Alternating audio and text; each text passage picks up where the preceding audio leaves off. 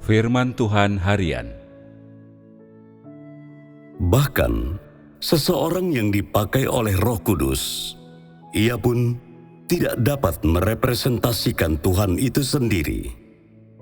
Bukan hanya orang semacam itu tidak dapat merepresentasikan Tuhan, tetapi pekerjaan yang ia lakukan pun tidak dapat secara langsung merepresentasikan Tuhan.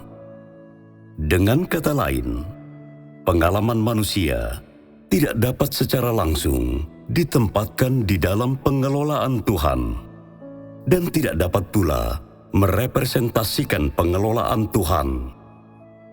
Pekerjaan yang Tuhan sendiri lakukan sepenuhnya merupakan pekerjaan yang hendak Ia lakukan di dalam rencana pengelolaannya sendiri dan berhubungan dengan pengelolaan besarnya.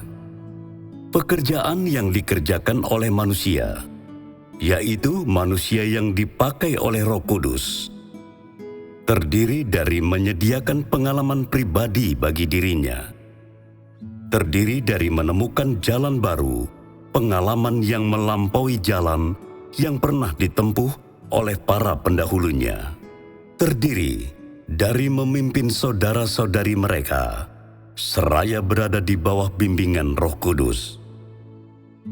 Yang dihasilkan oleh orang-orang ini adalah pengalaman pribadi mereka, atau tulisan-tulisan rohani yang ditulis oleh manusia-manusia rohani. Meskipun orang-orang ini dipakai Roh Kudus, pekerjaan yang mereka lakukan tidak ada hubungannya dengan pekerjaan pengelolaan agung yang tercakup dalam rencana 6.000 tahun. Mereka semata-mata manusia yang telah dibangkitkan oleh Roh Kudus dalam periode-periode tertentu untuk memimpin orang-orang dalam aliran Roh Kudus sampai fungsi yang mereka jalankan berakhir atau sampai hidup mereka berakhir. Pekerjaan yang mereka lakukan hanyalah mempersiapkan sebuah jalan yang tepat bagi Tuhan sendiri, atau melanjutkan satu aspek tertentu dalam pengelolaan yang Tuhan sendiri kerjakan di muka bumi. Dalam diri mereka sendiri, orang-orang ini tidak mampu melakukan pekerjaan yang lebih besar di dalam pengelolaannya, dan mereka juga tidak dapat membuka jalan keluar yang baru, apalagi menyimpulkan seluruh pekerjaan Tuhan dari zaman sebelumnya. Oleh karena itu, pekerjaan yang mereka lakukan hanyalah merepresentasikan makhluk ciptaan yang menjalankan fungsinya dan tidak dapat merepresentasikan Tuhan itu sendiri yang mengerjakan pelayanannya. Ini dikarenakan pekerjaan yang mereka lakukan tidak seperti pekerjaan yang dilakukan oleh Tuhan sendiri. Pekerjaan mengantarkan zaman yang baru bukanlah sesuatu yang dapat dilakukan oleh manusia menggantikan Tuhan. Pekerjaan itu tidak dapat dikerjakan oleh siapapun selain oleh Tuhan sendiri. Semua pekerjaan yang dilakukan oleh manusia terdiri dari melakukan tugasnya sebagai makhluk ciptaan dan dilakukan tatkala digerakkan atau dicerahkan oleh Roh Kudus. Pedoman yang dihasilkan oleh orang-orang ini sepenuhnya terdiri dari menunjukkan kepada manusia jalan penerapan dalam kehidupan sehari-hari dan bagaimana seharusnya ia bertindak selaras dengan kehendak Tuhan. Pekerjaan manusia tidak melibatkan pengelolaan Tuhan, juga tidak merepresentasikan pekerjaan roh. Sebagai contoh, pekerjaan Witness Lee dan Watchman Nee adalah memimpin. Entah jalan baru atau lama, pekerjaan tersebut dilakukan bersandarkan prinsip untuk tetap berada dalam lingkup Alkitab, entah untuk memulihkan gereja lokal ataupun membangun gereja lokal. Pekerjaan mereka berkaitan dengan mendirikan gereja. Pekerjaan yang mereka lakukan dalam melanjutkan pekerjaan Yesus dan rasul-rasulnya belum selesai atau tidak berkembang lebih lanjut pada zaman kasih karunia. Yang mereka lakukan dalam pekerjaan mereka adalah semata-mata melakukan kembali apa yang Yesus perintahkan di awal pekerjaannya untuk dilakukan oleh generasi-generasi yang muncul setelah dia. Seperti menudungi kepala mereka, menerima baptisan, memecah-mecah roti, atau minum anggur. Dapat dikatakan bahwa pekerjaan mereka adalah berpegang pada Alkitab dan mencari jalan dari dalam Alkitab.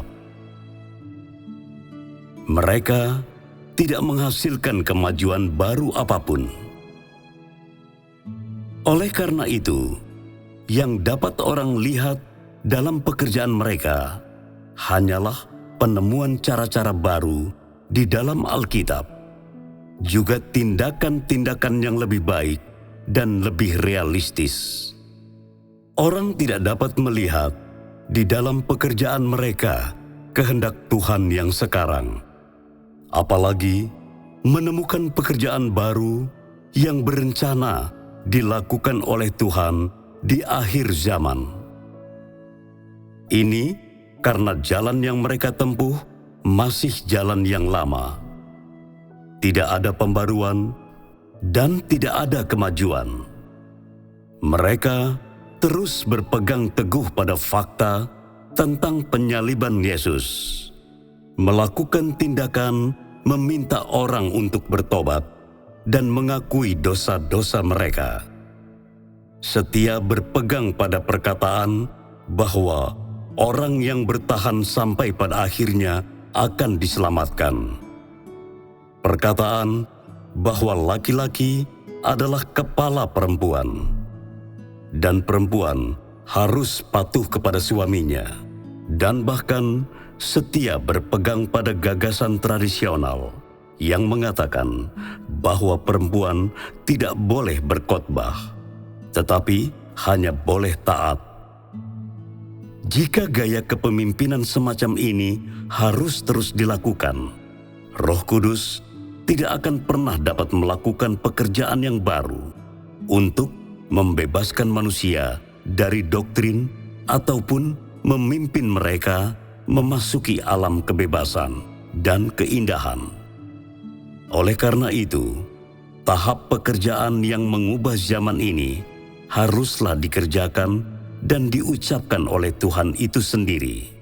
Jika tidak, tak seorang pun dapat menggantikan Dia untuk melakukannya. Dengan demikian, sejauh ini, seluruh pekerjaan Roh Kudus di luar aliran ini telah terhenti, dan mereka yang dahulu dipakai oleh Roh Kudus telah kehilangan arah mereka. Jadi, karena pekerjaan orang-orang yang dipakai oleh Roh Kudus tidak seperti pekerjaan yang dikerjakan Tuhan sendiri, identitas mereka dan subjek yang mereka wakili dalam tindakan mereka pun berbeda. Ini karena pekerjaan yang ingin Roh Kudus kerjakan berbeda. Dan oleh sebab itulah, kepada mereka yang sama-sama melakukan pekerjaan diberikan identitas dan status yang berbeda. Manusia yang dipakai Roh Kudus mungkin juga melakukan beberapa pekerjaan baru dan mungkin juga menghapuskan beberapa pekerjaan yang dilakukan di zaman sebelumnya. Tetapi, apa yang mereka lakukan tidak dapat mengungkapkan watak dan kehendak Tuhan di zaman yang baru. Mereka bekerja sekadar mengerjakan pekerjaan zaman sebelumnya, dan tidak untuk mengerjakan pekerjaan baru yang secara langsung bertujuan merepresentasikan watak Tuhan itu sendiri. Dengan demikian, tidak peduli berapa banyak praktik usang yang mereka hapuskan atau berapa banyak praktik baru yang mereka perkenalkan, mereka tetap hanya merepresentasikan manusia dan makhluk ciptaan. Sebaliknya, ketika Tuhan sendiri melakukan pekerjaannya, Ia tidak secara terbuka mengumumkan penghapusan praktik-praktik zaman dahulu atau secara langsung mengumumkan dimulainya zaman yang baru. Dia itu gamblang dan lugas dalam pekerjaannya. Dia terang-terangan dalam melakukan pekerjaan yang ingin Ia lakukan. Artinya, Ia secara langsung mengungkapkan pekerjaan yang telah dilakukannya. Secara langsung melakukan pekerjaannya sebagaimana yang dimaksudkan dari semula, yang mengungkapkan keberadaan dan wataknya. Dari perspektif manusia, wataknya, demikian pula pekerjaannya, berbeda dari watak dan pekerjaannya di zaman-zaman yang lalu. Namun dari perspektif Tuhan sendiri, ini hanyalah kelanjutan dan perkembangan lebih lanjut dari pekerjaannya. Tatkala Tuhan sendiri bekerja, Ia mengungkapkan firman-Nya dan secara langsung membawa pekerjaan yang baru tersebut. Sebaliknya, tatkala manusia bekerja, pekerjaan itu adalah hasil pertimbangan dan pembelajaran, atau merupakan perluasan pengetahuan dan sistematisasi tindakan yang didirikan di atas dasar pekerjaan orang lain. Dapat dikatakan, esensi pekerjaan yang dilakukan oleh manusia adalah mengikuti tatanan yang sudah ada dan menapaki jalan lama dengan mengenakan sepatu baru. Ini artinya, bahkan jalan yang ditempuh oleh manusia yang dipakai oleh Roh Kudus pun dibangun di atas dasar yang telah dibuka oleh Tuhan sendiri. Jadi, kesimpulan semua yang telah dibahas adalah manusia tetaplah manusia dan Tuhan tetaplah Tuhan.